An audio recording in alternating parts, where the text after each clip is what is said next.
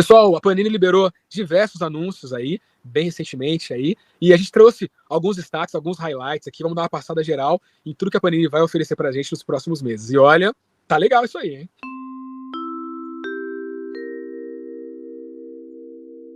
Um dos primeiros, para quem é ex-fã, é um ônibus, volume único, clássicos X-Men, né? Então, em 86, a Marvel lançou lá nos Estados Unidos um título chamado Classic X-Men, que reimprimia a era dos chamados novos e diferentes X-Men, mas com mudanças. Incremento de história, aprofundamento de personagens, páginas inéditas, até melhoria, assim, em questão da reimpressão, né?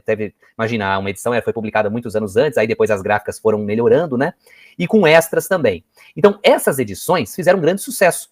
E foram publicados aí bastantes números delas. Inclusive, agora é tudo compilado em uma história só, né? Em um volume só, na verdade. 1040 páginas. E aí, reunindo uma galera, o famoso, assim, ninguém conhece. Chris Claremont, que inclusive, Márcio, notícia bombástica, ouvi falar hoje lá na Live Panini, que Chris Claremont vem de novo para CCXP esse ano. Uau, um dos grandes, cara, um dos grandes. Exato. Então, Chris Claremont, Dave Cockrum, John Byrne, Jim Lee, Fabiane Cieza e Innocent nesse encadernado, reunindo Classic X-Men de 1 a 44 e Marvel Fanfare 60. Então, esse foi um dos grandes anúncios e o Márcio, como ex-fã, acho que fica salivando, né? Não, com certeza, cara, só os grandes aí, X-Men, essa daí é uma das fases de ouro dos X-Men, onde quase tudo que lançava era legal, né? Era mais ou menos assim, tudo era muito especial e dá pra entender por quê, né? Porque essa gama, né, esse grupo tão diferenciado de autores traziam ideias muito diferentes, né? Para uma equipe que tem espaço para você desenvolver ideias tão diferentes. Então, embora nós sabemos que algumas histórias se tornaram icônicas, né? São sempre lembradas pelos fãs, mas a gente às vezes esquece que mesmo aquelas que não ganharam tantas republicações, ainda assim foram muito especiais. Então é legal ver assim esse ônibus resgatar essas histórias assim que são tão boas quanto essas são republicadas mais. É o seguinte, semana passada a gente falou de uma especulação aqui, né, de uma saga que depois de 30 anos de história a coisa vai voltar, vai ser a grande promessa da DC para os últimos tempos, e a gente chutou que fosse Zero Hora. Será que a gente estava certo, Marcos? Porque o Grandes Eventos DC, que é uma coleção muito legal para quem gosta desses arcos e grandes eventos, finalmente chega a Zero Hora. Então, para quem não tem Zero Hora, do capa dura, nem aqueles fascículos bonitinhos da Abril, pode pegar agora o Zero Hora, que vai reunir o Showcase 8 e 9 e Zero Hour 4 a 0, porque é uma contagem regressiva em 160 páginas. Bom preço, R$ 74,90. Não, com certeza. Aí como eu até comentei, né? A gente comentou offline aqui, né, Creed? Quanto eu acho legal essas publicações dos grandes eventos, pegar as grandes sagas da DC e colocar numa edição só e lançando assim, eu acho bem bacana. E não parece coincidência mesmo a Zero Hora sendo escolhida justo agora para ser lançada, né? Nada é por acaso no mundo dos quadrinhos ou dos negócios, né, Creed? Exatamente. E aí é uma outra grande saga que marcou os anos 90 bastante aí. E que a galera com certeza... Temos aqui uma surpresa que foi a Supergirl do Peter David. Agora, com uma vírgula, né? Eles colocaram Supergirl por Peter David e Gary Frank. O Gary Frank só desenha o primeiro volume. O segundo não. Eu não sabia. Exato. E o Peter David escreveu umas 80 edições da Supergirl. De qualquer forma, sai esse volume 2, agora com outros desenhistas e até autores ajudando, né? 352 páginas, reunindo Supergirl 12 a 20 e 2 anuais. Então, para quem gostou do Supergirl do Peter David, o primeiro volume, tem a chance aqui de uma continuação que eu achei bastante inusitada. Essa eu não esperava. Legal. Eu não tinha me atentado nisso não, Creed. E eles estão divulgando como realmente, né, Supergirl de Peter David e Gary Frank, número 2. Então, assim, se não é o Gary Frank que não tá envolvido, realmente é fogo, né? Me soa uma coisa mais oportunista aí. Mas, por outro lado, eu adoro o Peter David escrever qualquer coisa. Ele é um daqueles autores que tá sempre no nível 7 para cima, né? Raramente você vai pegar alguma coisa dele que não vale a pena. Ele tem um conhecimento muito grande de tudo que envolve histórias em quadrinhos, né? E todas as histórias que ele pega para escrever, ele traz sempre alguma coisa diferente, ele inova alguma coisa, como foi no Hulk, como foi no Aquaman e como foi com certeza... Mais uma grande surpresa foi o anúncio de Mulher Maravilha, do Tom King, saindo com a nova HQ do Flash, desenhada pelo Deodato Jr. Galera, se você quiser um saborzinho do que é esse Flash, pega o Flash número 7, que tem a edição comemorativa, né? Eu não sei se é número 800, 600, uma coisa assim. E aí, nessa edição, você tem o comecinho dessa fase. Os desenhos do Deodato, cara, olha, eu vou até alisar a cara, rapaz, que coisa linda, bicho. E o tem Simon descrição dele pra jogar na tela, Creed? Descrição tem aqui, ó, vamos lá. Vou colocar aqui. Começa aqui a nova mensal estrelando a Princesa Amazônia e o Flash. A trama final da revista de Mulher Maravilha 17 se resolve aqui, porque a Mulher Maravilha 800 sai nessa edição. Onde Diana tem que escapar do mundo dos sonhos que se encontra. E aí começa a nova fase roteirizada por Tom King, ilustrada pelo Daniel Samperi.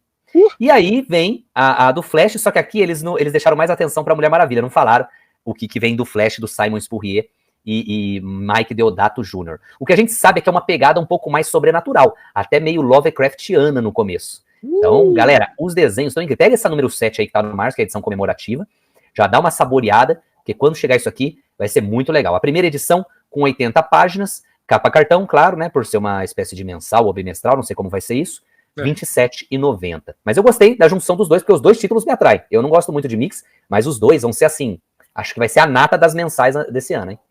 Não, com certeza, cara. Flash não vou nem falar, a galera sabe que eu gosto muito do personagem, e com esses criadores por trás aí, cara, né, Mike Deodato já, como você disse, né, faz a gente suar só de imaginar o que ele não vai aprontar aí, com a habilidade que ele tem dentro do personagem tão bacana, né? E a Mulher Maravilha é uma personagem que eu tenho me apaixonado cada vez mais através dos anos, sabe? E ela teve um destaque muito grande depois aí da Crise Sombria, porque depois do Death Metal, na verdade, no qual o universo meio que foi redesenhado, usando as memórias dela, Creed. O universo que a gente está acompanhando hoje na DC Comics, quem decidiu o que teria nesse universo foi a Mulher Maravilha. Então, assim, o destaque que foi dado para ela nos últimos anos aí foi muito, muito grande, já está se tornando muito importante. Então é legal pegar um criador como Tom King, cara, e ver as ideias que ele vai trazer para tudo isso, entendeu? Ele tem Vamos ver o que vai ser.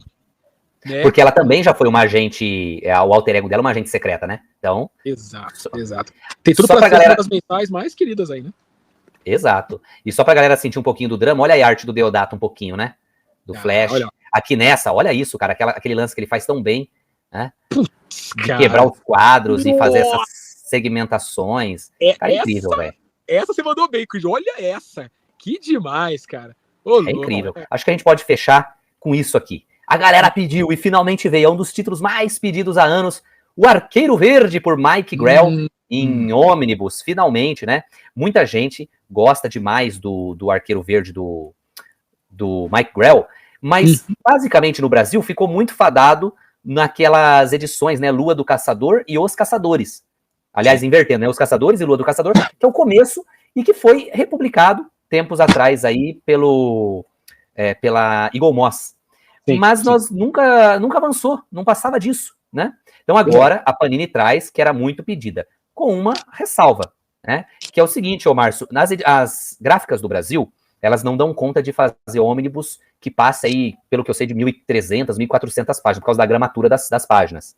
Certo. Então, ônibus que são muito grandes, ou a Panini tem quebrado em sagas, ou ela faz em 2 ônibus. Um caso aí, por exemplo, foi a saga da Liga, que pegou a fase Morrison, que era imenso, eles não tinham como fazer o ônibus aqui.